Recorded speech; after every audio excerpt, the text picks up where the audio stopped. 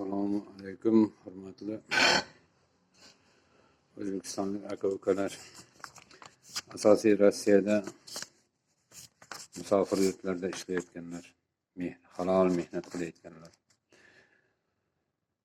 Chiqishimdan maqsad bir shaxsni sizlarga bir tanishtirib o'tib ketmoqchiman, ogoh bo'lasizlar degan maqsadda.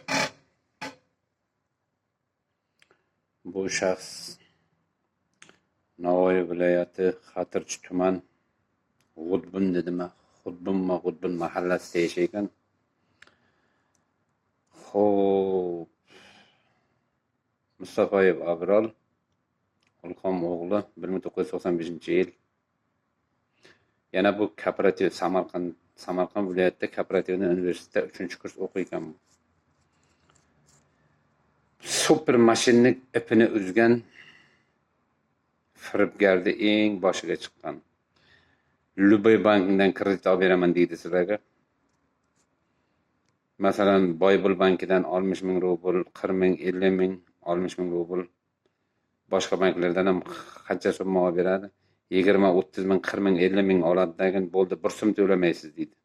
Avtomatik yopiladi deydi, bir oy ichida deydi. Faktiski bankka ham bu bir so'm pul ham bermaydi, hech kim bilan bir so'm hech joyga xarajat qilmaydi. Oqibatda nima bo'ladi? Bir oydan keyin uyga ya xat, ya pochtadan xat, ya mahalla raisiga telefon bo'ladi. Xuddi shunaqa holat bo'ladi, shukurlarimni qaynatadi.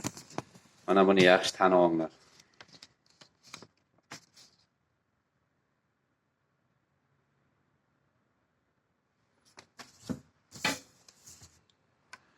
Hozirgi kunda meni o'zimdan ham 5-6 million qarzi bor buni.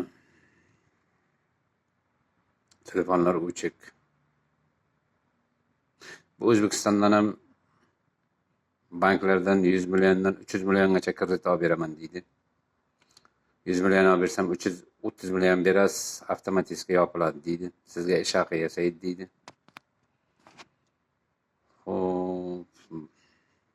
Boshqa bankdan summasiga qarab narxini qo'yaveradi.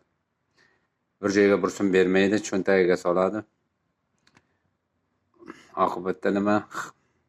Baynagi fuqaro sorsani chiqib yuraveradi.